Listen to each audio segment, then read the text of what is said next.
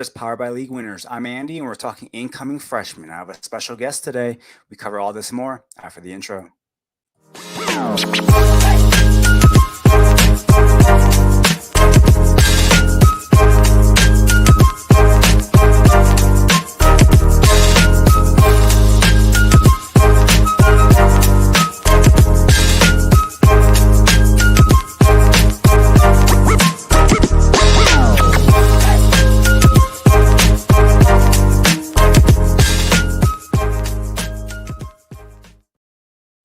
What is going on? We have an exciting episode today. Now, Campus to Canton, they are releasing their freshman guide on March 1st. So I figure I would bring on Aaron Wilcox. Aaron, how are you doing today? Hey, I'm doing well, Andy. Thank you for having me on. And yes, exciting times ahead. And though I'm not necessarily a part of that guide, I'm part of the Devy guide there, and I still love getting into these freshmen. And it's just so exciting. The time of the year where everybody's like starting to, whether it's finalizing ranks, maybe it is first getting into these guys, the first glimpses for some. And yeah, I'm just excited to talk about it all. Yeah, so Aaron does the Devi guide for Campus to Canton. So we'll get a different perspective with these freshmen. Now, are you ready to get into these freshmen? Oh, absolutely. Yeah, happy to be back on. All right, appreciate you hopping aboard again. So the first question that I have for you are these top tier quarterbacks: Dylan Rayola, Julian Sang, DJ Lagway, Luke Romanhoke. Between this group, who comes in the most NFL ready? My opinion, that is Rayola. I just think that he just possesses so many of those traits that the NFL wants. He has the size too, where you look at some of these guys' frames, and I understand that some of the recruiting services, they're not up to date weights, right? We have to wait. And DJ Legway is also a beast. He's thick and he's built, but saying a little bit smaller, not sure if he's quite ready there. And I don't think Croman Hook has uh, I at least don't have him there. So I think that as far as NFL ready talent, Rayola, he'll fit in really, really well. And I think that his upbringing, like his dad is former NFL guy and just everything. Well, that gives these guys a leg up for sure. And he's just highly regarded amongst most people out there, and his production kind of backs that up. I think he's ready for the college level, and he should be able to even play right away at college as well. Now, who do you think of this particular group? Who has the best collegiate career? I still think that could be Rayola. Honestly, I like what they're building at Nebraska, and he has some weapons, some very interesting guys at least there. Now, there is an argument, at least in my opinion, that Demond Williams actually could be, and that wasn't even a guy we introduced so far. So maybe more to come there if we get into him. But as far as the guys that you listed, Rayola, I mean, I like what Legway has as far as like I just don't really love his situation. So the question is a little bit more like who has the most successful collegiate career, not again NFL for this collegiate career specific question. I still think it's Rayola. Saying he might have to wait a while. I don't know what that situation is going to look like for him at Ohio State. It's just always such a competitive room that if he's not a top notch guy and doesn't stick out, they can easily replace him. And then Croman Hook, again, not really a guy that I'm considering to have the most success out of this group. And then finally, at the end of the day, who do you think is the best in this class? Is it Rayola or is it someone else? I think he is going to be the best, but there's a argument for Legway. I really do think that Legway, when it's all said and done, possesses some of those traits that are very special. But yeah, I'm still rolling with Rayola here. Sorry to give the same answer for those guys. Yeah. No, I mean, he is very polished, so it does make sense. Now, in this next group of guys that I want to talk about, it is Damon Williams, Hoss Haney, Walker White, and Will Hammond. With this group, who do you like the most? You kind of gave it away earlier, but who do you like the most and why? I actually am going to go with Walker White.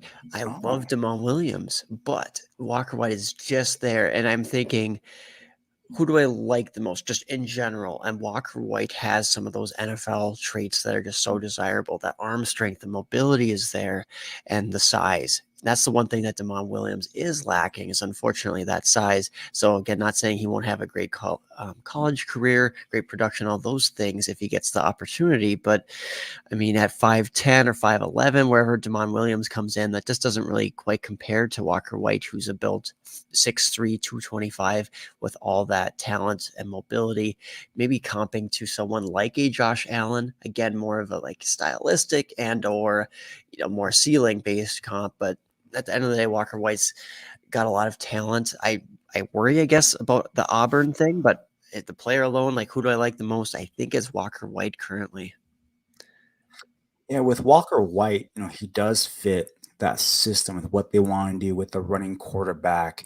Now, is he I've seen him comp to a Will Levis. Do you think he's a Will Levis type, or do you think he has a better ceiling? Yeah, I think that might be shorting his rushing ability just a little bit and his high level arm strength.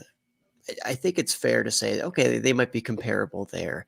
And some of the accuracy issues, I think that's a fair comp in some ways too, because the fact that I mean, Will Levis, like he's just not the most polished passer at the end of the day. He's not going to be the most accurate guy, and Walker White thus far has not been either. But these guys who really throw downfield a whole bunch, they're not going to necessarily have quite as high of that completion percentage over their high school career or even sometimes college career. But I think at the end of the day, not the worst comp I've heard by any means for Walker White, but I mean, I'm not just going to throw Josh Allen out there and not provide a little context with that comp.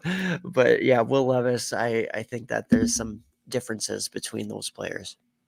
What I like about Walker White is he is that power runner. He can be like that Jalen Hurts with the Eagles, where, with his frame and with his size, he's going to be able to withstand that punishment. And I do like that he does make those off platform throws. And what I like the most is he will step up into the pocket, which you don't see a lot of times with that, that they do. A lot of times these high school quarterbacks will just drop back and just fling it out there to their best guy. But he's someone that can read defenses, and he's not afraid to step up, and he'll step up, climb that pocket, and then go through his progressions. Yeah, I like that. And you touched a bit on the arm ability there, like just high level arm strength and zip that he can put on the ball, which is always fun to see. But not only is it fun, but the NFL really covets that. Now, from this group, who do you think has, or who do you think has the best chance to be the sleeper of this class? Well, for most, it would be Damon Williams. I just have him so high that I don't know if I could, in good conscience, say like he's a sleeper at this point. And I know uh, opinions vary wildly on him. I'd be curious of your opinion, but I think that you mentioned Will Hammond out there, and he doesn't get a lot of talk, but he's a very, very interesting player and a guy that I've watched some of. I mean, admittedly, I need to watch even more, but enough size to him, producing well in high school in Texas. I really like that he had good rushing ability, but he's not like a run first type of guy. He's very competent as a thrower. There's some things to maybe nitpick with his profile. I thought he threw a few too many interceptions.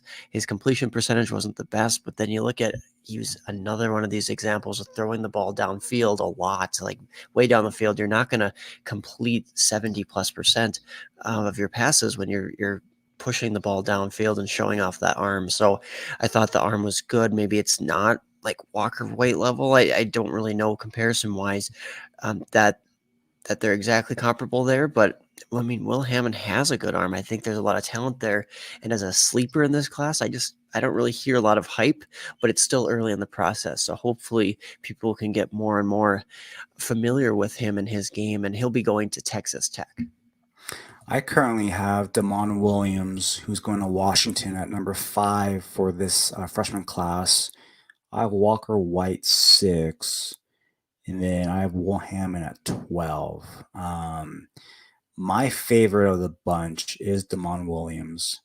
I mean, in actuality, he might be like 5'8", 5'9". So I don't know if he has any NFL upside, but as far as CFF production, I think he's going to be a very exciting player. And I mean, we've seen Kyler Murray, he's what, 5'11 ish? Russell Wilson, he's around 5'11. So there's a slim chance, but he has to be elite and he has to grow as an overall player to even be considered an NFL prospect. But I would say Damon Williams, but yeah, he does have that height disadvantage. Now, who do you think has the best collegiate career of this group? I think that Bob Williams has a very good argument for that. Honestly, all these guys, I mean, I actually don't think Haney's there. Haas is, he's interesting because of the mobility component, but I don't know that I'm going to give him the nod there. I think Damon Williams, as you were talking about, very special despite his, I mean, a little bit of limitations with the height for sure. I've seen wide varying things. So you threw out like 5'8", 5'9". I've seen up to 5'11". So I really don't know. He doesn't look that tall. We know that, that's for sure. But at the end of the day, he's just so dynamic as a rusher. And then he's additionally a very good passer. Like everything supports that. Like his completion percentage in high school, very, very impressive. More impressive than a Walker White. More impressive than some of the other guys in this class who are pretty highly regarded. And I mean, what he's doing with that arm strength down the field, throwing the ball 60, 65 plus yards at times with those deep balls is special. I think that, he can struggle to identify some reads or progressing through them at times, but at the end of the day, he's still a good passer. And I think that dynamic rushing ability, that's what separates him from a lot of these guys. And I said this on the other podcast that I do, the Devy devotional, recently. Like I shouted him out, and I'm like, he's not Jalen Milroe. He's not one of those guys because I think he's a much more talented passer, albeit a little bit smaller size than a Milroe. Now, as we go on to the running backs, the first group that I want to talk about is going to be Quentin Martin, who's going to Penn State, Nate Frazier is going to Georgia, Taylor Tatum going to Oklahoma, Jordan Marshall going to Michigan, Caden Durham going to LSU, and Kewan Lacey going to Missouri. Of this group, which running back are you holding for that year two breakout production? Or at least hoping for that year two breakout production? Yeah, for me, it's Quentin Martin. Penn State running back, just so much talent there, and the opportunity should be there. You would think that some of these Penn State backfield touches would be available after this season. I can't pretend to know if Nick Singleton and Katron, if they're both going to leave, or maybe one leaves and the other one sticks around or transfers. We don't know that for sure, but there should be some increased opportunities there. And a guy like Quentin Martin can become involved in the receiving game. So it's not like, okay, if there's a lot of backfield touches still going to like a Katron Allen, there's going to be that opportunity for Quentin Martin to really break out. And I think the way that this is phrased as well is like, who are you holding for that year two breakout? Well, I don't think he's going to break out in year one, but I really do think that there's that chance for that second year. So some of these other guys, maybe they will have a big impact in year one. I really don't think that Quentin Martin has a large impact, though. When he gets touches, I would expect him to be pretty effective or pretty efficient with them. Does Martin also hold the highest Devy upside, or is it someone else in this group? I think he does, just with how talented he is as a pass catcher as well. But honestly, I could see an argument for Tatum. Taylor Tatum going to Oklahoma is just super, super talented. I see a lot of people oohing and eyeing, I guess, with Nate Frazier, who's oozing with talent. Like he is a very dynamic athlete out there, but I don't think he's really put it together, Nate Frazier, that is, as a running back quite yet. So as far as like the upside there, I just, for a bunch of different reasons, I like Quentin Martin's profile, and Tatum's up there. I think he's so solid. He's like, I'm not necessarily comping the guys, but like Brees Hall, where a lot of guys were overthinking it. They're like, well, he doesn't really have one trait that he's like elite at. And he's, just something about him that I don't want to say it's boring, but I think he's just such a good all around player that he has very high upside as well. But I'll still go Quentin Martin ultimately with that upside. With this group of running backs and their landing spots, which landing spot are you most concerned about with this group? I'll say Nate Frazier. Honestly, just going to Georgia, I mean, he's a good athlete in that room, absolutely. But there's just so much competition year after year, and do I think he's a very talented kid if you took away some of his athleticism at the running back position? I would say probably no. I don't think he's the best runner out there. I think he still has a lot of learning to go through. And when you look at what kids from that high school have done through the years, like he's not excelling, he's not better than average as far as efficiency, as far as production, those types of things. In fact, his production profile is quite limited. And then you add that to an already crowded landing spot, and I'm kind of concerned for Nate Frazier and um, also just kind of all those Georgia incoming freshman backs. I think there's a chance that none of them really have much of a role, especially year one, but even in the future, I'm a little bit more on the fence with that. And with Nate Frazier, he did attend Modern Day out in Southern California, where he was initially a wide receiver that they turned into a running back because they had some depth issues. And he made an impact there and just stuck at running back. But he was never anyone that got more than 97 carries in any season in high school. Now, with this running back group, who's your RB1 of the freshman class? Yeah, so I do have Quentin Martin there at RB1. Yeah. Is that yours out of curiosity, Andy? My running back one is Quentin Martin. Yeah, I have him at one. I am a little higher on Nate Frazier. I have him as my RB2. I just like that upside, but I do agree with everything that you said. He's someone that's definitely going to have to find his way in that Georgia room and have to continue to learn that running back position. I just feel that his upside, if he is able to maximize it, is probably the best in this class. Yeah, you're right. The ceiling is very high there, but the floor, I guess, scares me a little bit. And I see like a Taylor Tatum at Oklahoma, and I think the floor is a little bit higher.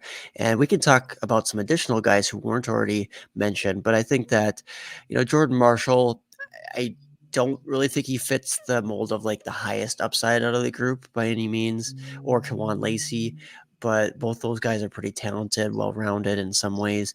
Almost think they might have a better floor than Nate Frazier when it's all said and done. And we haven't even touched on Caden Durham yet, but I'm actually very excited about him. You mentioned that Frazier's up there for you. I mean, I have Caden Durham as RB3 in the class, which I know for some might be spicy. No, it's not spicy at all. He's my running back three. I really do like him. Hey, look at Yeah, the, us. the the only thing is that, with Caleb Jackson there, he's not going to get much run, but with the, I guess you can say, legal issues that just have transpired in that room, he does take a step up in that depth. So he might be someone that gets some run as a true freshman. But with him and Jackson, that could be a very good 1-2 punch for LSU when he becomes a sophomore, because I know they do have some other guys there. Yeah, no, I like that call, and absolutely, he has the talent to make an impact at that level. He has enough size. I think when it's all said and done, he'll be over 200 pounds and very fast. Right, I love that combination of like enough size, but then the speed, over 21 miles per hour, and then running like a 10.2 to 10.5 range in the 100-meter dash, and he shows it on the field.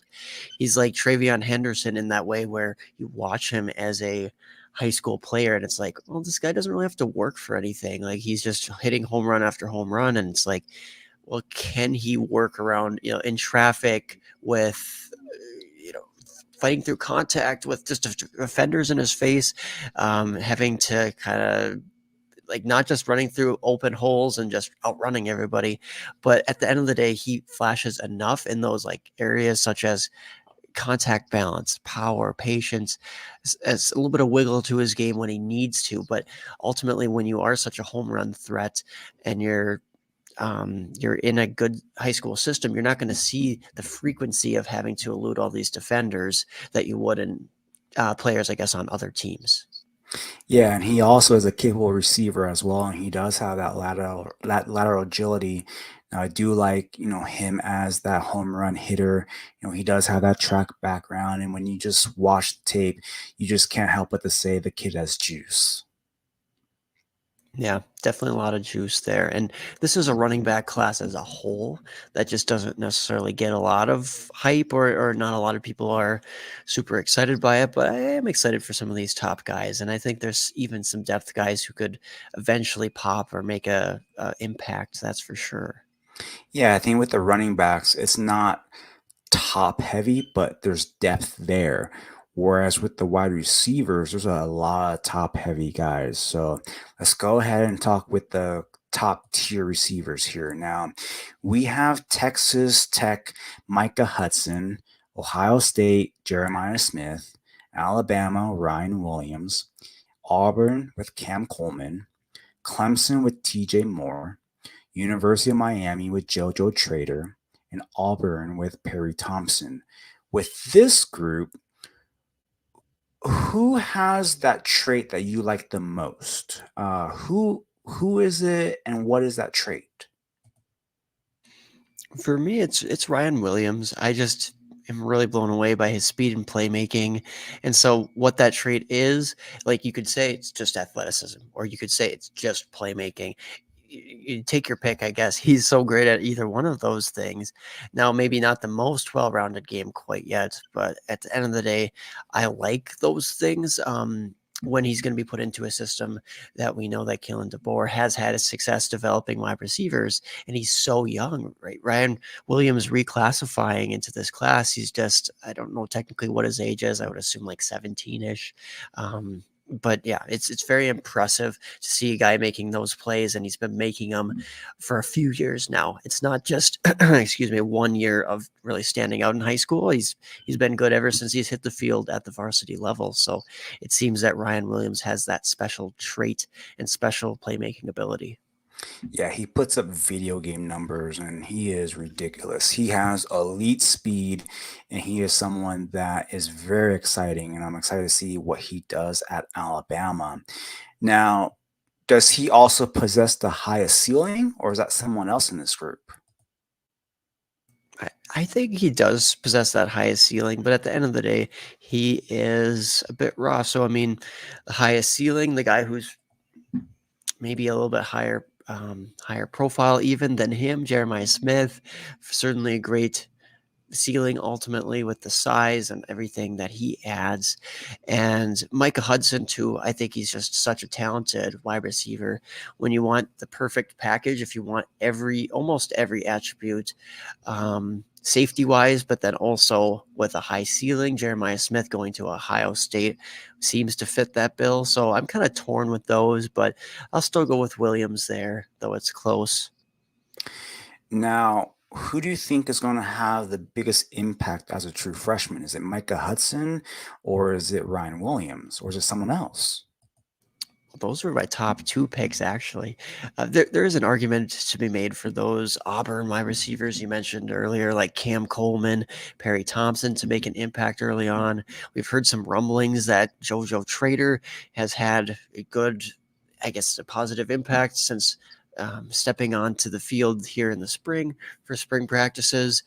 And I mean, maybe there's some opportunity there at Clemson for an outside guy like a TJ Moore to make an impact as a freshman. But I mean, who has the ability to be the true number one, to be a guy who gets peppered with targets as well? And Ryan Williams and Mike Hudson both kind of stick out. So I'm not really. Maybe you have an opinion on that, how to differentiate those two guys. But for me, it's like either one of them could make the biggest impact in this freshman class amongst the wide receivers. I think it's tough. I think Micah Hudson is going to be the guy. He's my wide receiver one. I think he has everything that you look for, and he's going to get peppered with targets there at Texas Tech.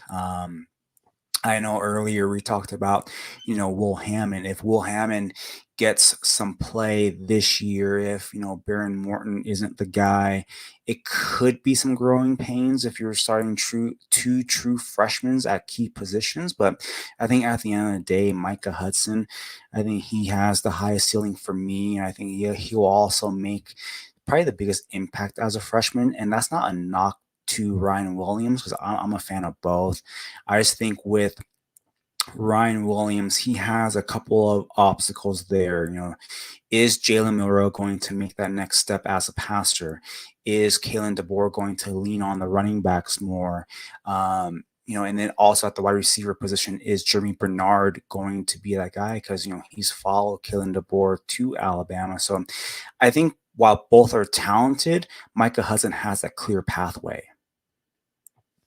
Yeah, that's very fair with the pathway. And I guess fair with the quarterback concerns, but it's just so present with both of them that it's like, Caleb DeBoer, I guess, is pretty proven to elevate quarterbacks that he coaches. And then I don't know necessarily at Texas Tech if we can, we can say that, but at the same time, can we say that with that current situation there, that it's going to be smooth sailing? I don't know. So certainly some really good options between those two guys, though. Now, who do you think has the best collegiate career? Is it one of those two guys, or is it Jeremiah Smith, or is it, JoJo Trader at Miami? Yeah, for a career, I still am leaning Ryan Williams at the end of the day. I mean, Jeremiah Smith could be a stud, but at the end of the day, a stud at Ohio State maybe doesn't necessarily have to dominate year one and this and that. Doesn't necessarily even have to. I wouldn't assume that he'd take the Jamar Chase route and sit out a year, but I guess I'm going to say the best collegiate career, just Ryan Williams dominating, hopefully from the time he steps foot on the field this year, and nothing really slowing him down as he continues to progress. But I could see an argument for JoJo Trader. I maybe am not quite as high on him actually as consensus. TJ Moore as well at Clemson, be awesome, but do I trust those systems maybe as much? Probably not. And I think that shouting out Mike Hudson would be obviously a smart choice as well, because he could certainly be set up for a very, very good career.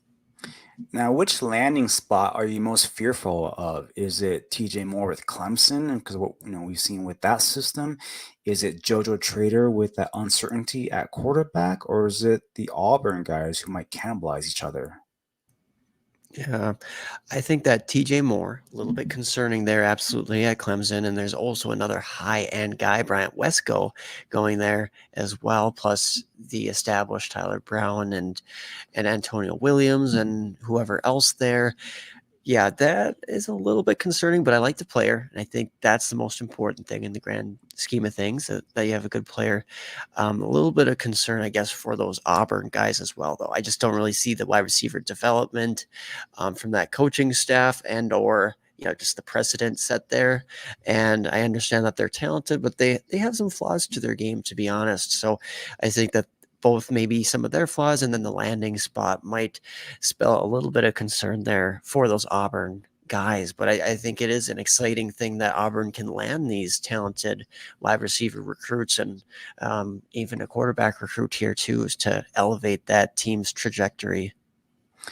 Now, here at the Devy Digest, we like to go more in depth on some guys, not just the top names that everyone knows. We like to go further, deep. So let's go back to the quarterback position. Are there any other quarterbacks that you want to talk about? You want to mention or reference? Yeah, so there are a lot of quarterbacks. Let's see. Where to even start? I admittedly am not maybe that high on this quarterback class. I think the top end is really fun, and we already talked about Walker White and Damon Williams. So, not saying I'm not high on those guys, but then after that, my interest drops off a little bit. And I don't know if I have one huge sleeper where I'm like, you gotta love this guy. I think Will Hammond was a great shout out, and he is going to continue to rise up ranks for people. I have him in the top 10, but Miles O'Neill, I guess I don't hear him talked about a lot, but Texas A&M could be interesting, especially if Connor Wigman, takes that next step and then proves that Texas A&M can put out some good wide receiver or good quarterback play. O'Neill could be next there. I actually don't mind a CJ Card at Notre Dame. I know that's not the most popular opinion. I think he's solid, but again, do I love some of these other depth guys in this class at the quarterback position? I would say no. But are there guys that are sleepers for you? What do you think about some of these other guys rounding out the QB class? One guy that I kind of like, he'll likely sit this year. It'll be at Jakari Williams for Syracuse. He'll get to learn behind Kyle McCord this year, and I'm hoping they don't, bring in a portal guy. But he's someone when I watch his film, I really like. He's got he throws a lively ball. It just jumps out of his hand. So a strong arm, good mobility. He is a power runner. And with him, I do like that he's able to throw with touch. He's not someone that just throws fastballs. So I do like that. He's someone that is elusive. He's going to evade the pocket to buy additional time. He's able to throw on the run. He doesn't need to set his feet. So I do like that. And what I've seen is he's able to layer throws. And so with that Syracuse with Fran Brown coming in and potentially trying to overhaul what they've done in the past. He's someone if Syracuse doesn't get in another portal guy, he's someone that could be a sleeper. Yeah, I don't mind that at all. Tyler Cherry, Indiana quarterback. I guess some interest there with what's going on at Indiana, and honestly, a very good senior year where he's efficient. He's throwing the ball really, really well. He's just kind of a zero rushing wise, so I guess that is a concern. But with the arm strength there, and the fact that his first year starting was his junior season because he was behind, I believe, for their former like 4-star Taven Jackson. And when Tyler Cherry started to get that opportunity, I was like, ooh, this guy's kind of starting to pop off. And again, that senior year was pretty impressive for a team that, I mean, they tend to like to run the ball from everything I've heard. So for them to trust Tyler Cherry, that's fun. And he is a fun player in general. So a little bit of a deeper name, but honestly, like On3 has him at QB5 and he's a higher 4-star. So it's not like this guy's off people's radars completely. And then just for a CFF play, someone that I kind of like is Caleb Osborne. He's going to Toledo. He's a very good athlete. His tape has him hurdling defenders. He's someone that will climb the pocket as well. He also throws a lively ball. I do like that. He does have some touch. He is a good runner. And he's someone that could eventually become that Daquan Finn that has left Toledo. And then one other guy that I do like is Micah Alejandro. He's going to Hawaii. He was I believe a 4-year starter at Bishop Gorman. He's someone that is very light. He's like 5'10", 160 pounds, but he'll probably sit this year and he'll have every chance to become that next guy in Timmy Chang's modern day run and shoot offense for Hawaii. Hey, those are some really fun names, and we go deep here. So that's awesome. Who are some running backs that you want to talk about? Gosh, yeah, like I was saying, I'm kind of excited about this class, and I'll even go a couple higher end names, but just ones that weren't mentioned already, and that's I think like a Cam Davis, David Eziomume, Jordan Lyle. So Cam Davis going to FSU, Eziomume going to Clemson, and Jordan Lyle going to Miami. Those are just some other guys I have pretty highly ranked, honestly, in this class, and I don't know. I think the upside is there with them as well. So obviously risk, especially with like Jordan Lyle, because he seems a bit lanky, and I don't know how that will translate. But I think that his skills themselves are very, very strong. So maybe out of those names, do you have them very high in this class? Let me see. I have Lyle at 8. I have Sure. Cam Davis at 11. The only reason why I'm a little low on Cam Davis, I don't really know what to do with him. He's that former Wildcat quarterback. So my thing is with him transitioning to a traditional running back where, he won't be in that, quarterback mode. He'll be behind him. How is he going to fare? What's his vision like as a in that running back position and not as a Wildcat? And then with Florida State, they have the history of bringing in portal guys, bringing in veterans. Is he going to be that guy that ever gets more than 45% of the workload? That's just my only concern with him. Yeah, I think those are valid concerns with him. It's a little bit of a project, but I think at the running back position, we've been able to see guys even at FSU like Cam Akers produce in the past and be really some nice players in college and then even as prospects going into the pros. But yeah, I could see those concerns with Cam Davis, and there's honestly concerns that you can point out with most of these backs Yeah. in this class.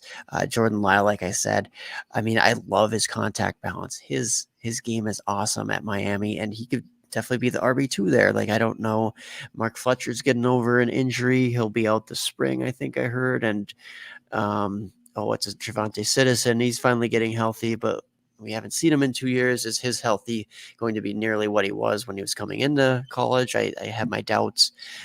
Then comes Lyle, who's just a nice big play guy, not necessarily like a 4-3 guy, but probably in the 4-4s. I would expect him to run, and his agility is honestly special. I just really think it is. His contact balance is awesome, and just kind of hard to bring him down. And he's not necessarily powerful, but he just has good contact fidelity, you could say, for his size.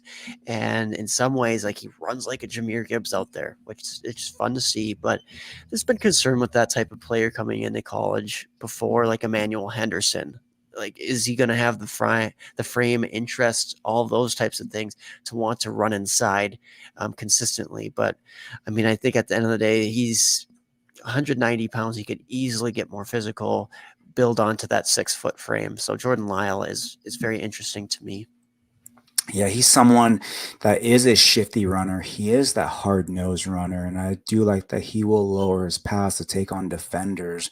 And with Miami, there, they have a young nucleus of guys, there. It's just a matter if they can find that quarterback. They are using a stopgap guy in Cam Ward this year. It just depends on if they can find that guy just to be, the guy to kind of lead that program into that, new wave. Do you have any other dark horses for this running back group? Dark horses, as in like high end guys that I think are not really getting a whole lot of credit. And I hate to give away all my sleepers here, right? It's, upcoming supplementals and all that. But uh, as far as some guys that I really do like, though, that I think could be dark horse, upper tier guys like Jason Brown going to Arizona State. I really do like his game. I have no idea like why he seemed to drop off a little bit in some of the recruiting services, but like he was the number one athlete in Washington and a 5-star going into his senior year, and that was really intriguing. And these big schools were after him: Bama, Georgia, Texas, etc., and all the West Coast teams, of course, being from Washington. And he was very high for even guys at C2C, like the guys at the official liked him going into this year, and a top 5-ish back for him. And then he had a good senior season, and everybody dropped him. I don't get it. Maybe you could shed some light on that, Andy. But he had over 12 yards per carry and with good production, 30 plus touchdowns, All American Bowl guy the senior season.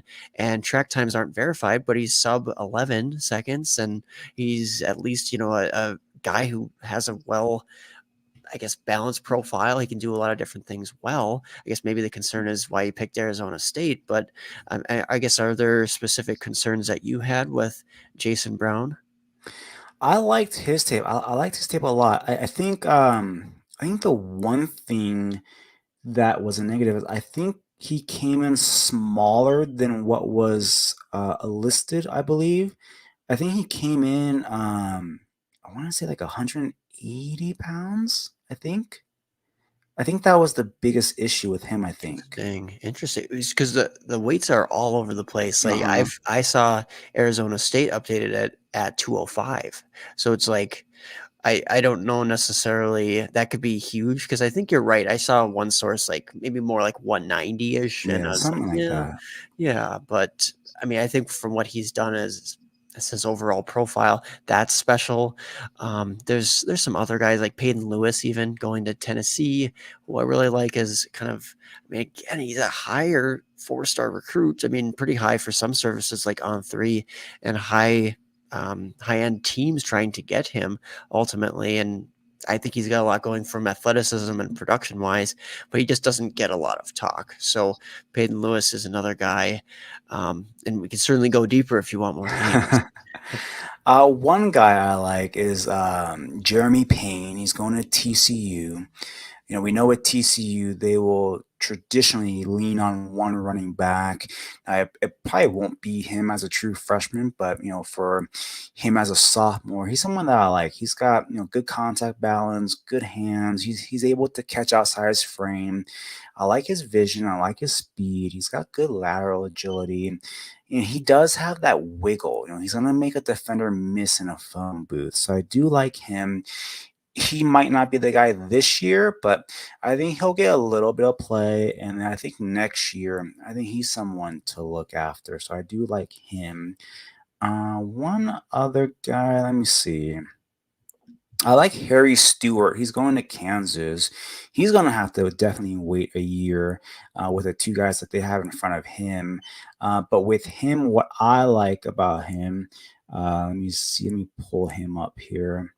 Um, with him, he's got good lateral movement.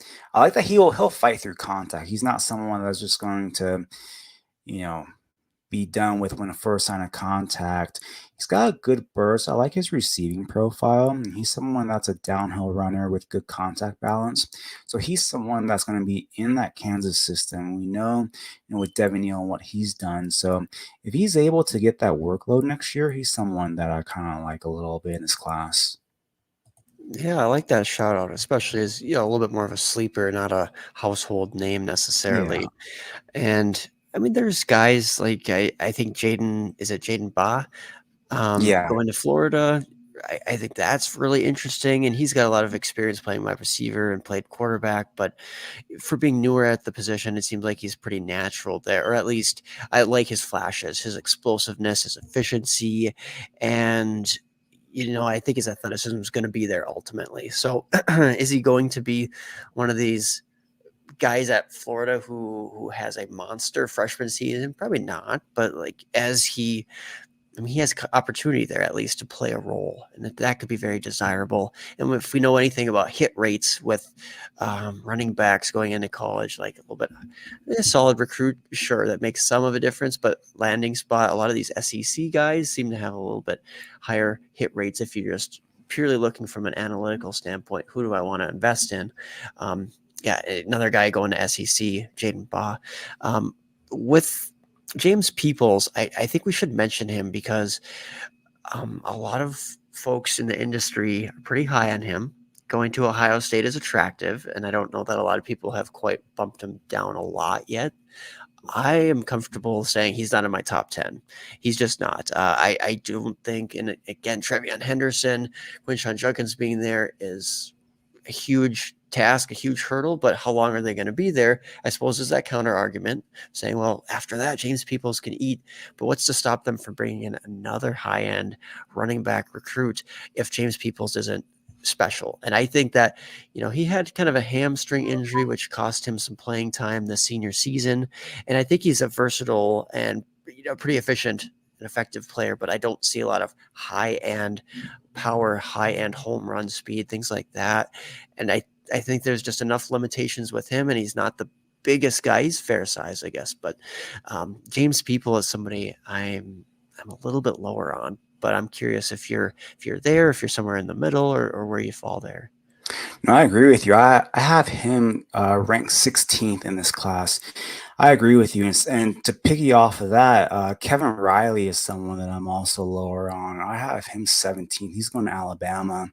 To me, he's just more of that afterthought. Like Alabama needed to get someone in that room, and the services have him ranked a lot higher.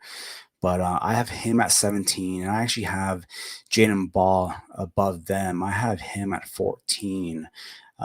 So yeah, this running back class, I do kind of agree with you with Peoples, and then to adding on to Riley.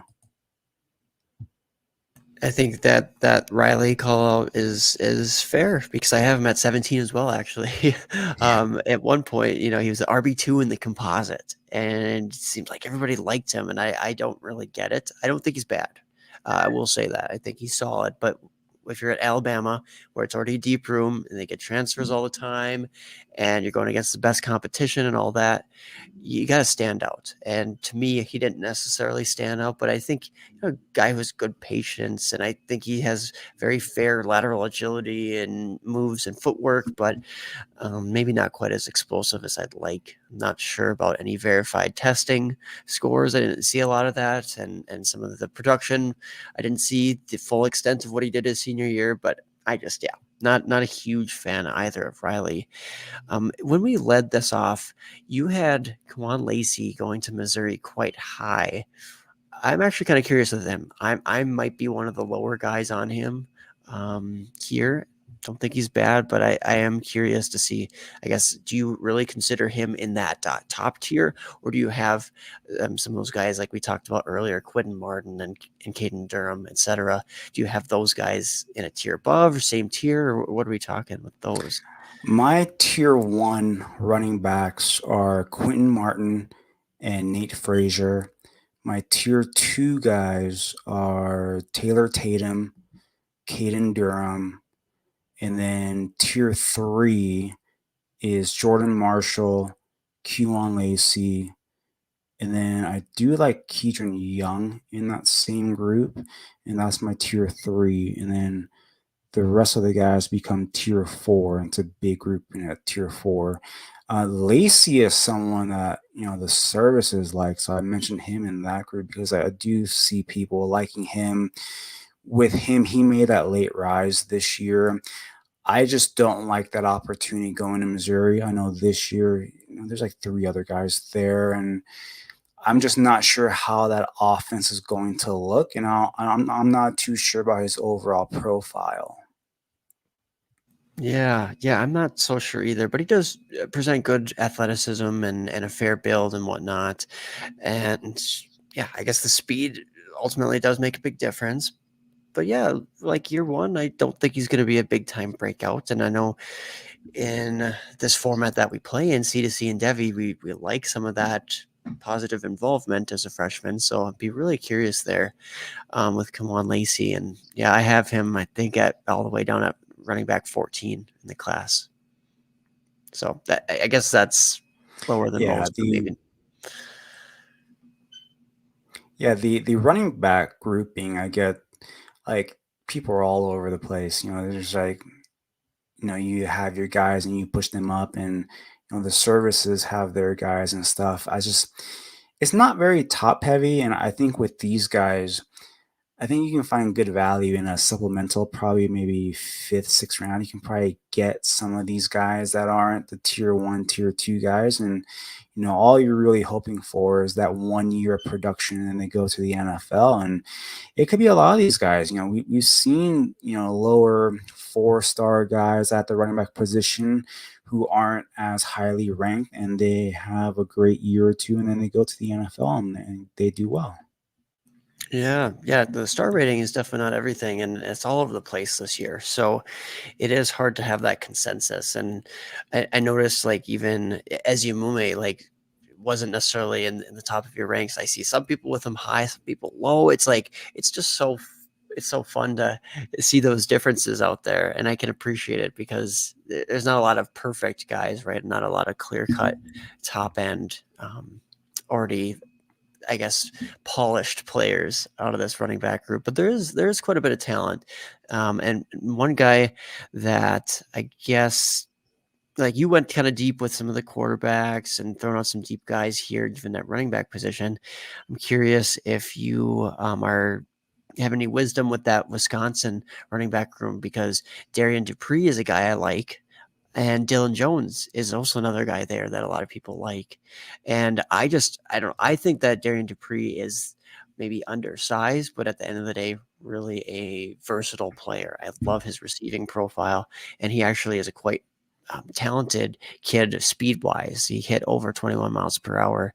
And when you kind of combine that, I mean, like maybe some Bucky Irving vibes there, or something like that, out of Darian Dupree.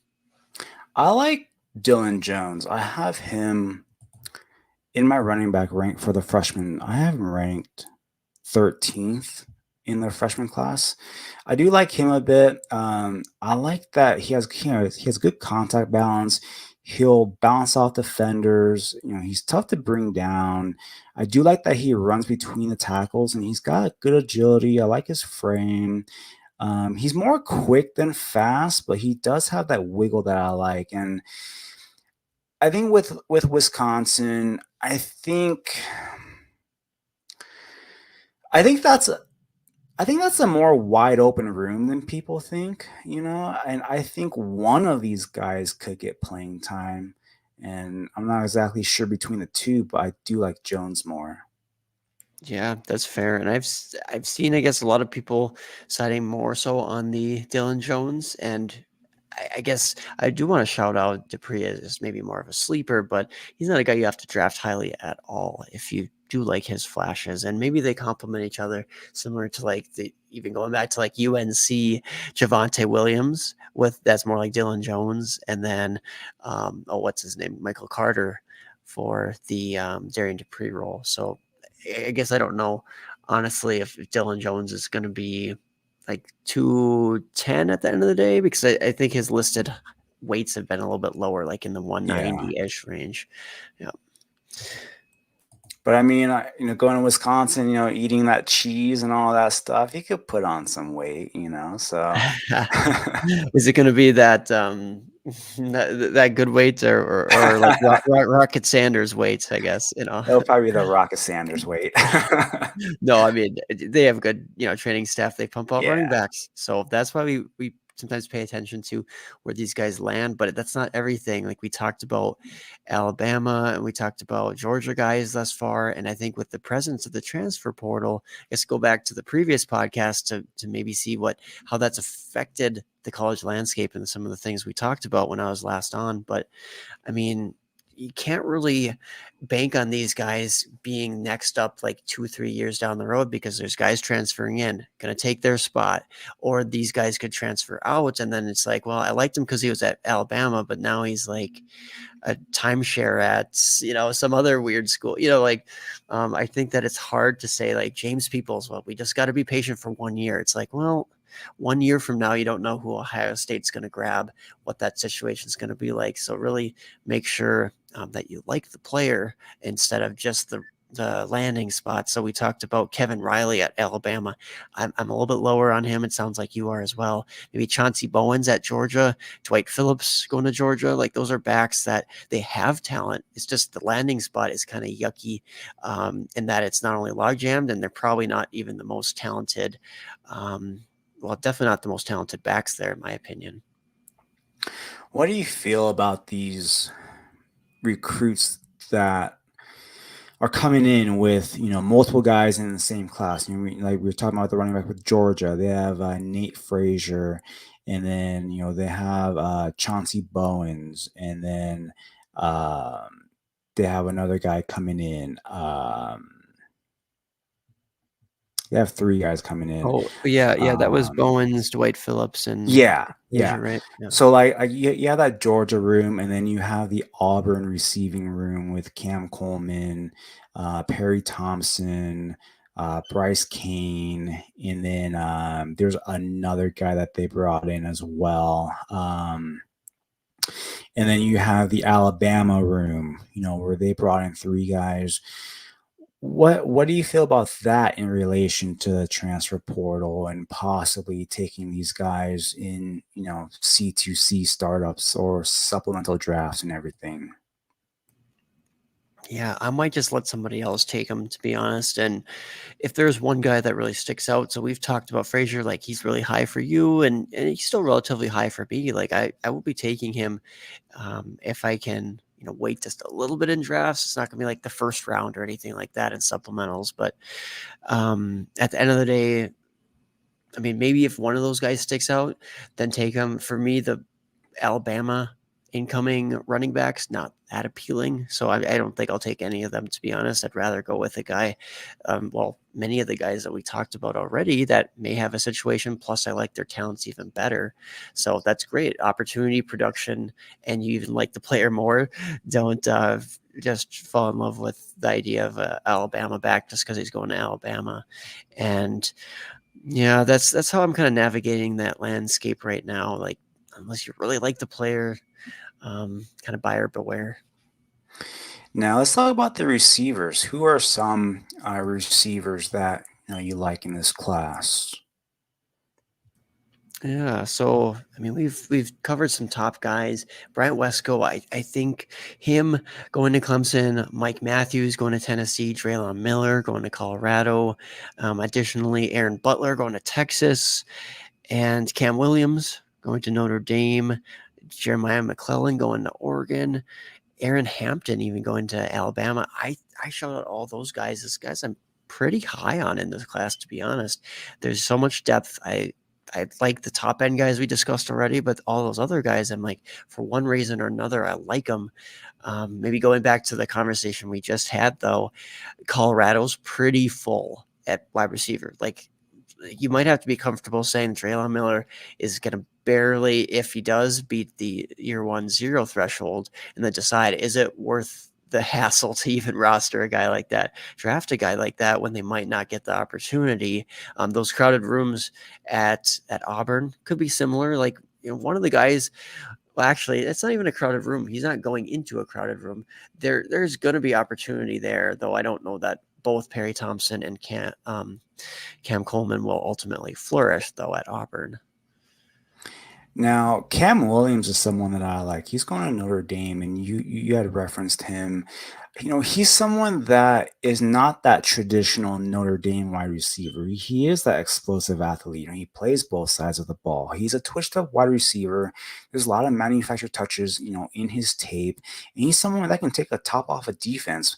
Like when I watch him, I kind of see a Christian Watson type of a player where he's got that speed. He can take the top off defenses, but he does have that short area touches, where he can kind of win short too.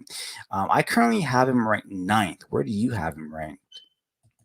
Hey, that's a nice ranking, and I have him right now at 11, but he's in a tier with some of the guys that are above and slightly below. So I have actually a pretty big tier of guys there, and he's certainly part of it for some of the reasons that you shouted out. And he's just such a good athlete, but his production also was kind of notable. He missed some games, so I guess the raw stats maybe not going to stick out, but per game, pretty impressive. So at the end of the day, like you said, Christian Watson, I thought maybe initially seeing him like Nico Collins, but he's not that big. He's probably more that explosive guy in comparison. But yeah, Notre Dame, I guess there is some worry there, but who else, really, really scares you in that room? He has an opportunity. I guess good players are ultimately going to pop wherever they land. And in the vast majority of cases, at least, and Cam Williams certainly could make a notable impact year one, just like a few of the guys who were there last year. Yeah, there's enough opportunity for a guy like him to come in and carve out a role. Now, one guy that's all over the place, some people love him, some people don't view him as anything, is Ryan Wingo. He's going to Texas. That's a crowded room. What's your thoughts on him? Yeah, I am criminally low on Wingo, unfortunately, and it's not for lack of natural talent, but more so. And this guy's a 5-star recruit, by the way, 5-star wide receiver recruit, and most love him. But on three is also a little bit more hesitant. I think he was wide receiver 13ish for them. And I really didn't see a great yards per team pass attempt, the yards market share, his overall production. I thought was just okay. Like he's getting some splash plays out there, but like his yards per reception was low. His rushing efficiency was really low. His average yards of separation was extremely poor for the class, but his testing speed is very nice. So it's like he has this physical ability. It's just a matter of like, was it he wasn't being developed and utilized in the best way in high school? Or is it just like he's just not very good? He's a good athlete, but that's about it. So I just didn't see anything that gave me a lot of confidence in him being like a high end NFL type of wide receiver. And then that Texas room is just so crowded too. So like that's the cherry on top where I'm like, nope, I think he's off my board unless he's dropping. Like I think I have him at 20, wide receiver 20 in the class, which I understand is not most people aren't going to like that, but I am low on Wingo. I have him at 19 right Okay. now. I have Aaron Butler at 20. I just think, that the landing spot's not great. And, if you're taking them, you're betting on the talent and hoping they can kind of do something and then transfer out because Texas is going all in for a national championship, so they're probably not going to play these freshmen a lot or any at all. I know with Aaron Butler, I was disappointed that he chose Texas. I was kind of hoping, he would go somewhere else, but that's just me. Right. Yeah, we can wish that he went to like Oklahoma or just somewhere that's gonna probably be a fun passing offense. But nope, did not work. So yeah, I have Butler slightly actually higher than I have Wingo, but at the end of the day, that's 'cause I believe that Butler is actually a better wide receiver. So I mean, Wingo could have that gadgety type role, could get some touches, and maybe he will break that year 1-0 threshold. So I'm not saying he's the ultimate risk to select him, um, but there is still plenty of risk, absolutely. So, yeah, go ahead. No, go ahead. I was just gonna say, like some of the other guys, like Jeremiah McClellan, I really do like him as a player. I am a little bit concerned about that landing spot. Speaking of crowded rooms, but I mean at Oregon, there's a bunch of talent. There's Gresham and Dylan Gresham, who's pretty solid wide receiver too, and Ryan Pelham as well. McClellan was the one that stuck out the most for me, and he's a pretty high end 4-star recruit. Like mixed ranks out there, but like he was originally going to go to Ohio State. Wide receiver 10 to wide receiver 18 was kind of the ranges I saw him in. I think, and I don't know. I just thought that like he's a solid athlete, but again, that's not the end all be all. Like there's plenty of NFL wide receivers who didn't test like 4.4s. Like as long as you are talented at the position, you can consistently earn targets. You have whether it's good hands combined with good route running, understanding how to just play that position. I thought he displayed a lot of things that were favorable. And a lot of the comps that I thought of when I was watching him play, I'm like high end players, like high end prospects. So he shares some similarities to really talented NFL guys. I want him to put it together, and I do wonder how much run he'll get at Oregon this year. Someone that I kind of like is Dre Hawkins at Florida. He's someone that's more of a slot guy, so I'm hoping Eugene Wilson takes a boundary position. And, with Hawkins, he can kind of work himself in, but he's someone that plays at a frantic pace. He just has another gear to him, great movement. He just eats up yards, and he's a spark plug. He's someone that's going to create after the catch. So he's someone that I kind of like a little bit more than the services. Yeah, that's fair. And I mean, what is he ranked in the services? He's pretty low, right? Or at least, Yeah, he's fairly lower. mhm. But that's a Uh, good call. I mean, Florida, I mean, they seem like they really want to use Eugene Wilson in that type of a role, like underneath and slot. But there's also room for multiple playmakers in an offense, too. Yeah, and so I mean he's what is he on three, has him at 49. So he has him there. It's just interesting just because that Florida room is not really deep with talent in that receiving room. So he's got a chance, but yeah, if they keep Eugene Wilson in that slot role, it'll be interesting to see what happens. Now, with Ohio State, they have a fairly crowded room, and they bring in Jeremiah Smith and they bring in Mylan Graham. What are your thoughts on Mylan Graham? Is he going to be someone that is going to be like a Brandon Innes, where he doesn't hit the year one threshold, and then he's someone that we just hope something happens, or are you higher on him, lower on him? What are your thoughts? I'm certainly confused on him, that's for sure. After that junior season where it's like 23, almost 24 yards per reception and just going off, amazing yards share for the offense, yards per team pass attempt, all of that. And then his senior year, it's just like, what happened to the guy? Like just used in the screen role and just really low efficiency, low touchdown numbers. His other wide receiver classmate outproduced him, and Mylan Graham is like looking not that special, I guess, ultimately. So I blame a lot of that on the offense. It just looked like how he was being used. He still showed some nice flashes, but I mean, he played with good. I think there were some other good wide receivers in that room there in high school too. But I like his background, like the basketball background, the speed that he displays. I think he's going to be like a 4.4 to 4.5 guy, so solid enough there. And I think that a lot of the descriptions you hear for him is a technician and a route runner. So you pair good athleticism, you pair some history of very, very good production, and I thought his hands were pretty good overall. I mean, some maybe inconsistency there, but like overall, very good. And you take a versatile, talented guy like him and you put him at Ohio State, he certainly could be a year 1-0. But at the end of the day, that should not necessarily tell us that we shouldn't give him a shot.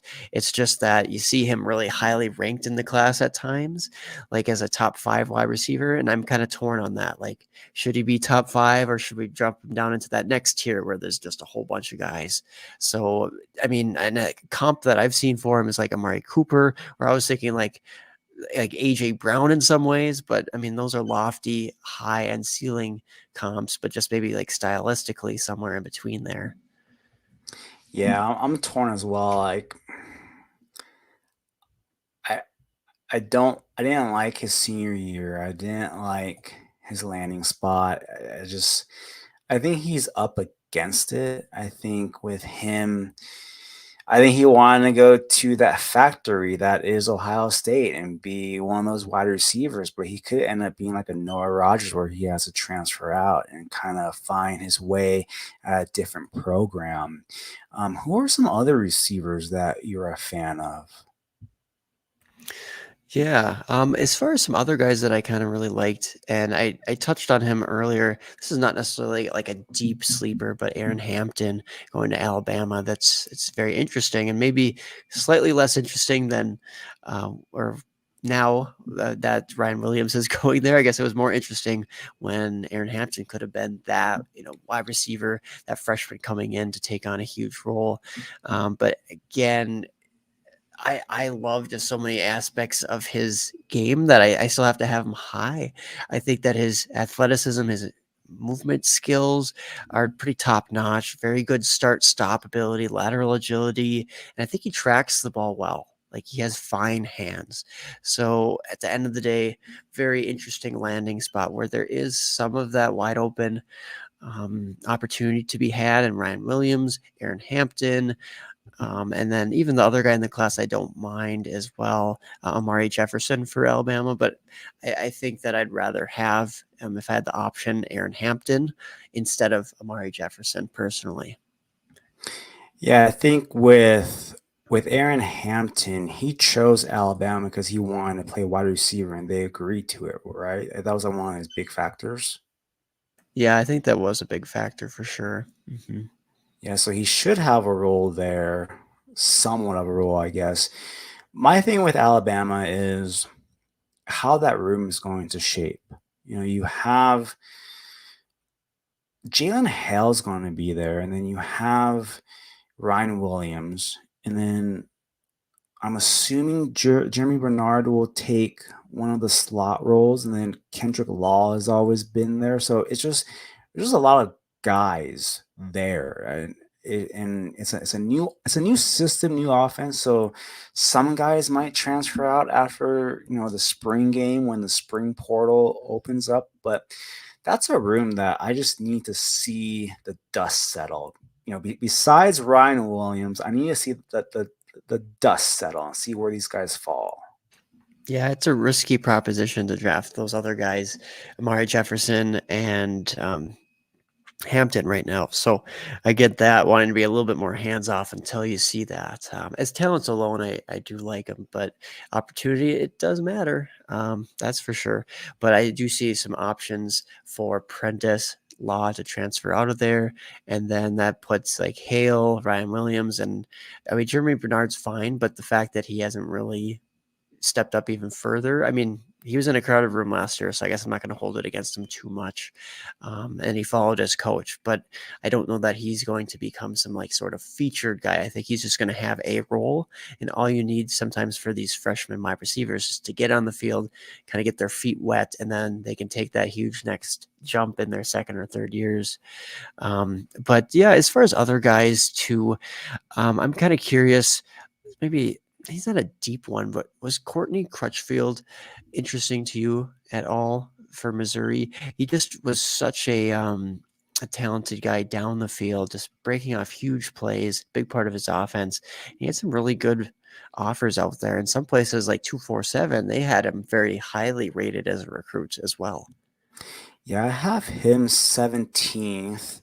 Yeah, I do like him. He is a good route runner. I like how he accelerates. His tape is fun, and he also runs a diverse route tree. So I do like him. And then with Missouri, they still have Luther Burden there, and so he doesn't have to be like the main guy, and he can kind of come in, be sprinkled into the offense, and kind of work his way in. So I do like that. But he's someone that I do like. I just have him at 17th.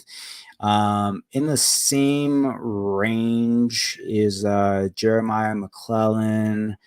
I have Lewayne McCoy from Florida State there. So he's in that kind of a grouping for me. Yeah, talk to me a little bit about Lewayne McCoy. Just because I'm not, I mean, I've watched him. I wasn't really wowed, so I was like, well, I'll kind of put him in a little bit of a lower tier until I really get a better feel for it. If he's actually really like this great athlete, or if he's a little bit more refined than what I had seen. I was a little bit concerned, with his refinement to this point. What did you like when you were seeing McCoy there? I like that he's someone that Florida State can use as a possible gadgety type player where, he's someone that plays with multiple gears. He is someone that's tough. He'll bounce off defenders, and he does play both ways. So I'm thinking he's someone that can kind of operate in, packages in like the slot area. The rankings that I did, it was before Jalen Brown came in. So when I was looking at it at that time, Florida State had a pretty wide open room. I'm not a big fan of Hakeem Williams. I'm not a big fan of Vandrevius Jacobs. So at the time when I looked, I was like, it's a wide open room. He can kind of carve out a little niche as a true freshman. So that's kind of where I have him there. But yeah, I mean, I would like to see some more polishing done. And Florida State, I don't think is a type of school that will give him that polishment and kind of let him develop. So that is a little concern. But I like those raw traits that are there and someone that's kind of gadgety to be there. Yeah, that's fair for sure. And I guess one guy that I'm curious of your opinion on as well is Chance Robinson, Miami wide receiver, and a guy who I just have very low. And I mean, I've seen some great things as far as like everybody wanted him, and there's some flashes that you can certainly say, okay, I could see why this guy was highly rated, but um, I mean, I think every elite wide receiver recruiting school was after this guy. And then he ends up at Miami, which is, I guess, interesting, but it's also kind of crowded with guys coming in like JoJo Trader. We mentioned him earlier. I think Nye Carr is also going to be there. And I think he's an interesting player. And then there's Chance Robinson. I don't know that Chance Robinson. Um, I don't know what to do with him ultimately, but do you have any feedback on him?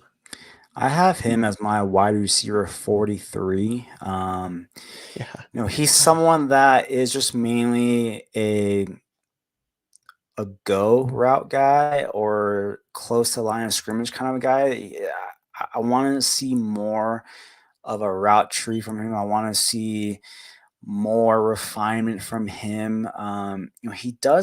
He flashes good footwork, but overall, I don't think he'll get an opportunity, with the guys that they have there. And so at the end of the day, I am lower on him. Same thing with Malcolm Simmons for Auburn. It's just a crowded room, and he's the Some people think he's a third guy. To me, he's the fourth guy there. I do like Bryce King a little more just because he can operate out of the slot, but Auburn went and grabbed some guys out of the portal. So I'm kind of down on him too, just because of that room. There's just so much depth there. Yeah, that's fair. I don't necessarily like him that much, and I'm kind of unsure to do what to do with Bryce Kane. It's interesting you bring back up Auburn because we've touched on them a little bit. We haven't dove into those players specifically yet, though. Like Cam Williams, just really an impressive riser in this class, and then Perry Thompson, a guy where I'm actually a little bit lower on him than consensus too. You just expect a guy who is as athletic as him to have been a little bit more of a playmaker. And you see the flashes out there. So there's by no means am I saying he can't make plays, but can he do it consistently? And well, he didn't. He's never done it consistently because sophomore, junior, and senior years, he was all below 13 and a half or below 13 and a half yards per reception. And I get how you use a receiver is going to influence that. And there's no doubt that he has some athletic abilities that really make him covetable at that size because Perry Thompson's 6'3", 205. Like it's pretty impressive when he's putting like 21 miles per hour out there. He's sub 11 seconds in the 100, and the change of direction too. I think people will want to make sure that that's part of that conversation because you don't see big guys maybe move that well. But I mean, when you move that well, but then you're not really producing, I'm more concerned about like, is his ceiling more of like N'Keal Harry or Corey Davis type versus somebody who actually puts it all together and has a really rich NFL future? When I looked at Perry Thompson, my immediate thought was Alan Lazard. That was my thought. I mean, he's someone that he needs more refinement in coaching.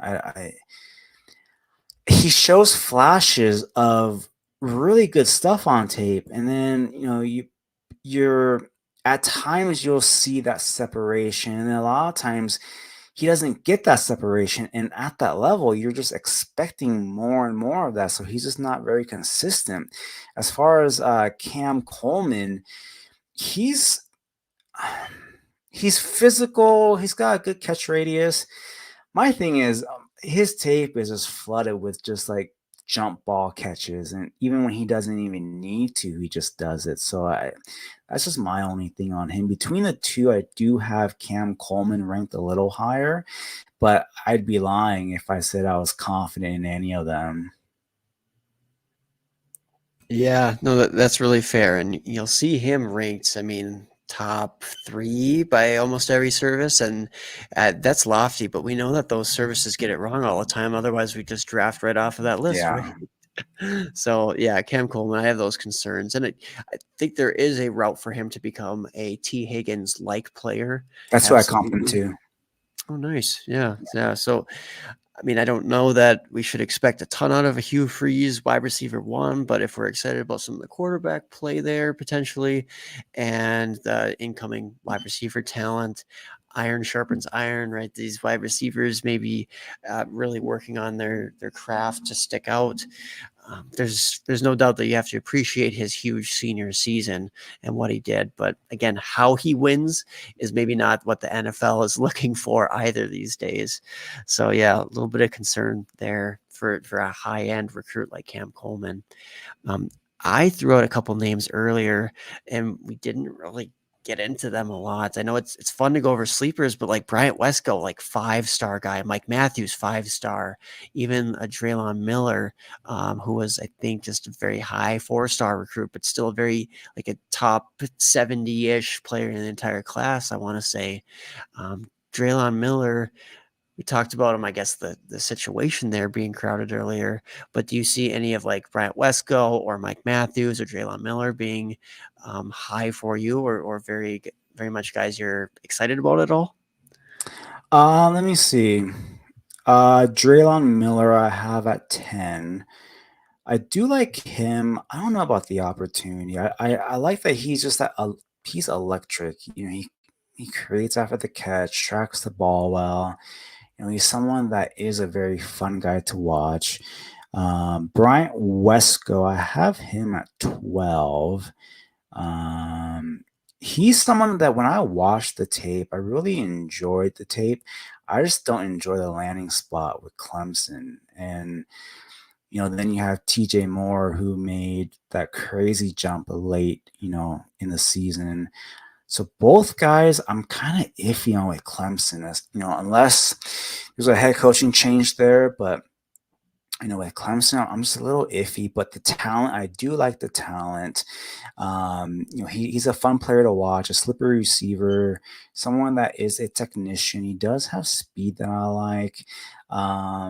So I do kind of like him. And then Mike Matthews, he was the other guy. I have him at 13, so I have him right below.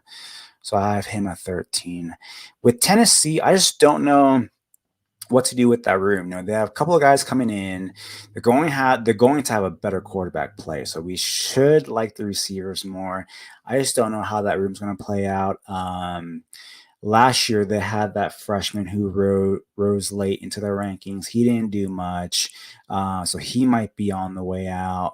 It's just a lot of guys there. They got Chris Brazel in the portal, I believe, and then I think Brew McCoy is still there. They got some other guys there. Squirrel White. I just don't know what to do with that room.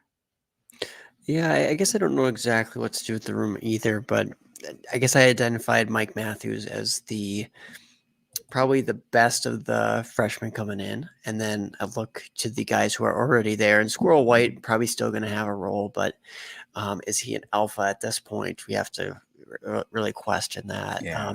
if he's going to make that next step up. And again, small guy, so I think that there's some opportunity for Mike Matthews, who, I mean, he has the frame. I don't know if he's going to be able to be utilized outside, but he has athleticism. He has pretty good production.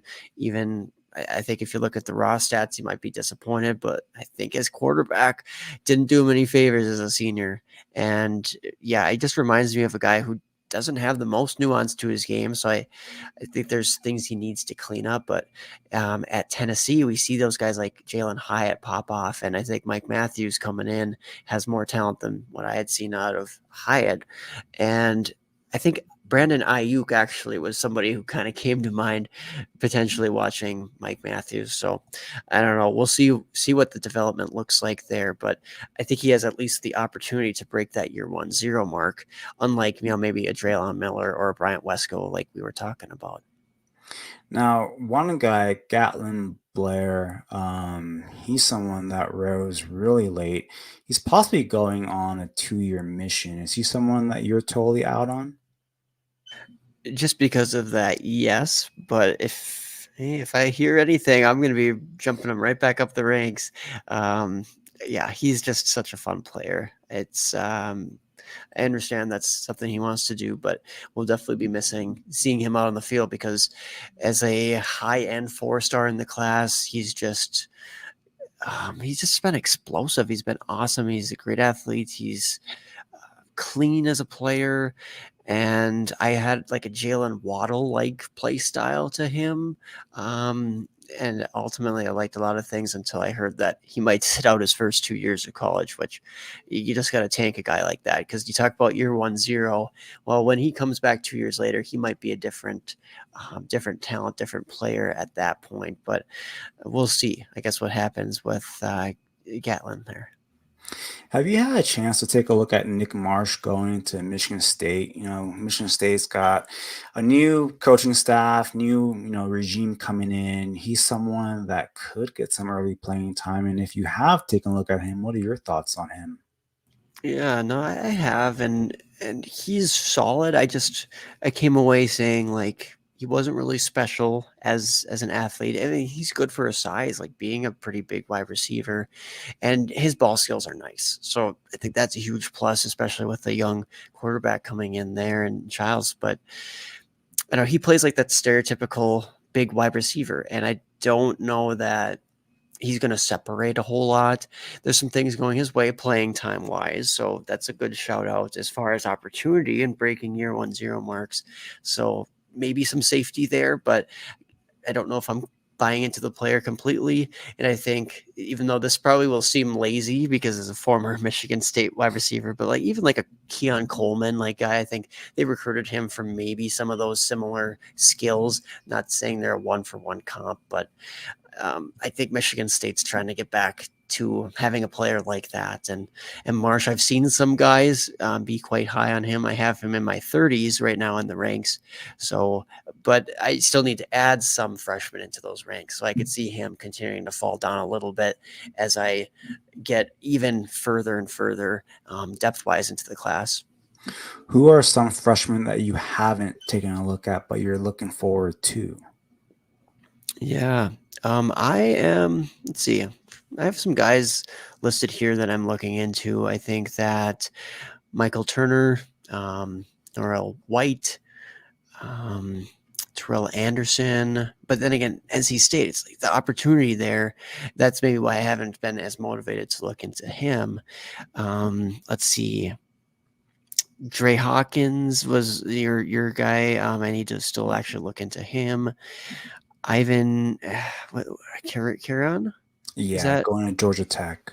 Yeah, yeah. I guess Zachariah Sample, I think I listed, but yeah. So, and not necessarily the deepest of the deep guys there, but still a little bit of work that I have to do. But the guys we've been talking about thus far, it's been really fun getting a good feel for their games and kind of going in depth with both the film and production and all those other things that go into the analysis.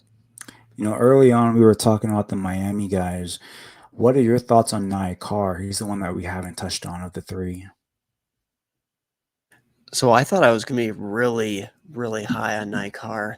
And then, I started to realize that JoJo Trader is probably better than what I give him credit for. I still don't have Trader as a top 10 guy, but he could easily get there. He's in that tier that includes some guys like a Bryant Wesco and a Traylon Miller and Mike Matthews and Cam Williams. And, those guys could shift down and I could always move JoJo up if that buzz and that drum beat just continues and continues.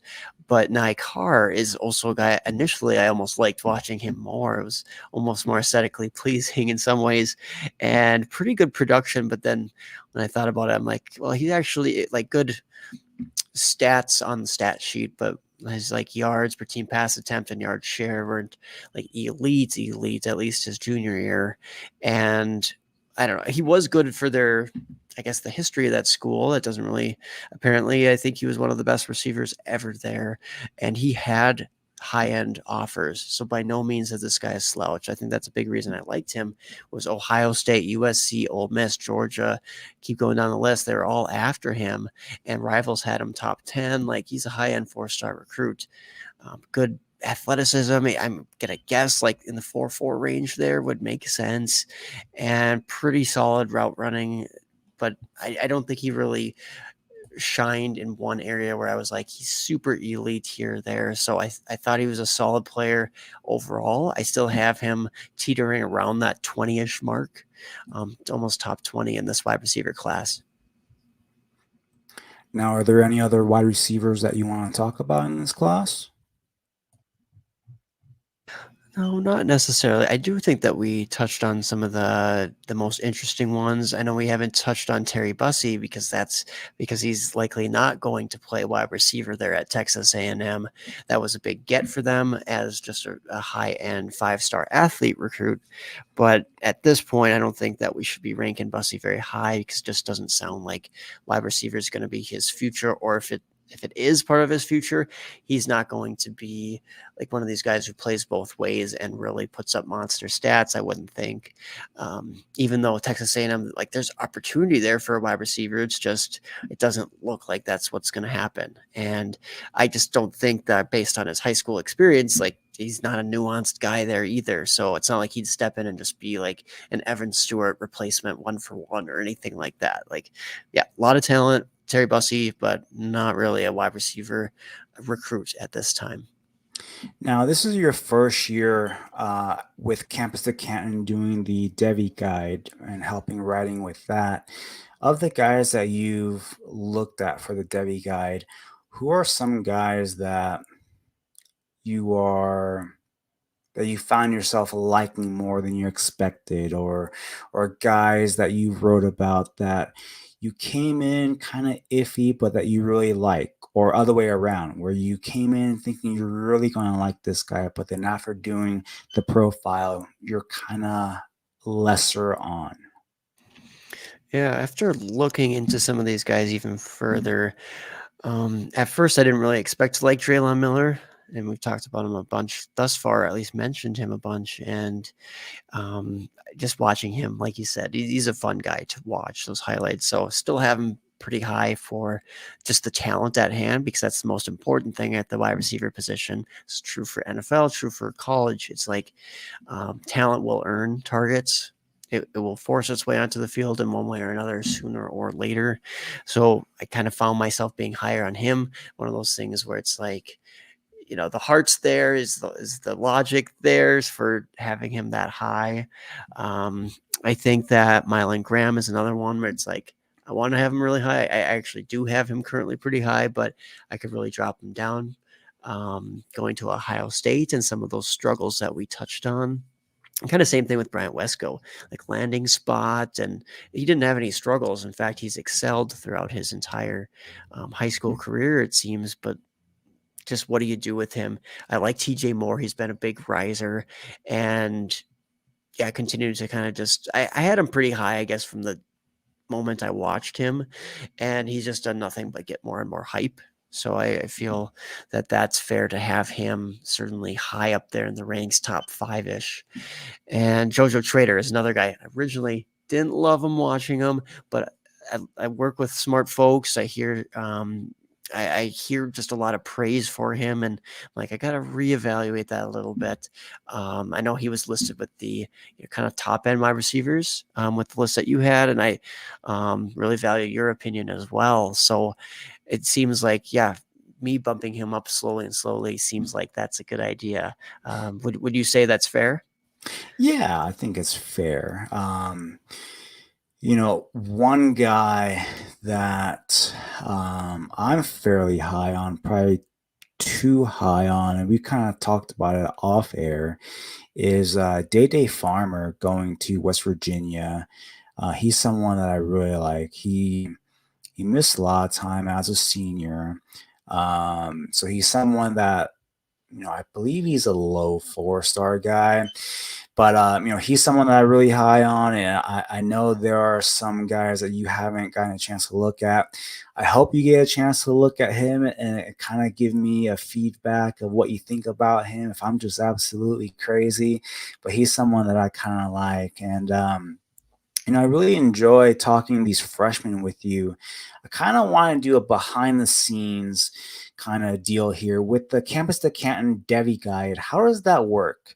How do you decide, who looks at, which guy? Do you guys have certain guys that you kind of claim and that you get to write about, or how does that work with that guide? Yeah, it's fun because we compile a list of guys, and if we feel strongly that there should be a guy included, then that guy can get included. Not necessarily everybody has to be on board with that, so that's good. That helps guys not get missed, because I know my biases, and I know that there's a lot of other guys as part of that guide and part of that process who do some great work, and they go really deep, and they're going to unearth guys or appreciate guys that maybe I don't, and vice versa. So we can claim guys that we want to write about. And sometimes multiple people want to write about a guy, but there's just so many players out there in the landscape where there's lots of opportunities for us to write about other guys, even if it's not always our favorite players that we write on. So I think that part of that process is just gradually trying to be thorough, and continue to plug away at these profiles, and try to break down these players as thoroughly as we can. But did you have other questions with that? I think it's a fun process to see everybody kind of sometimes talk it out too. Like one of us be kind of lower, higher, and compare, contrast. And I think that does help us get maybe a better perspective as a guide, compared to if you only have one or two writers as part of a guide, maybe. Yeah, so that sounds pretty fun, and that comes out around what, May? Yeah, I want to say, and I could definitely let you know the exact date for that because it's later than like a freshman guy and some of those things that you plugged earlier. Yeah.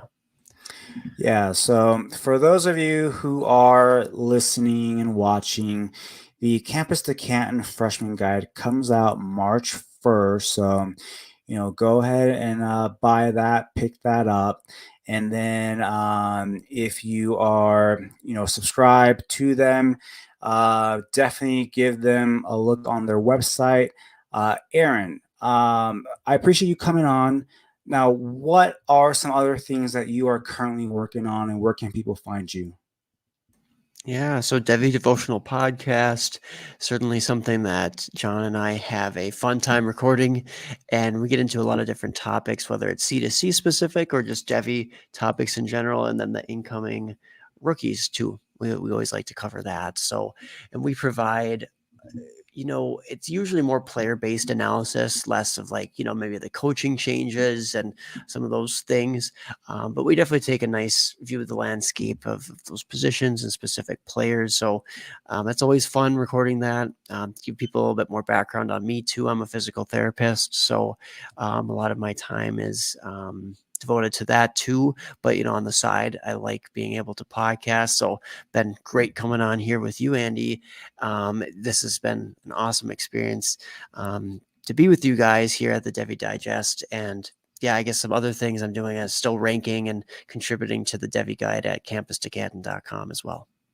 Well, I appreciate you coming aboard. I've enjoyed talking to you. It's been fantastic. Now, we'll be back next time, but before we go, if you're watching on YouTube, hit that like button, comment, subscribe. You can follow me at Andy_Fam1. And if you're listening on Spotify and Apple, give us a rate and review, and we'll see you next time on the Devy Digest.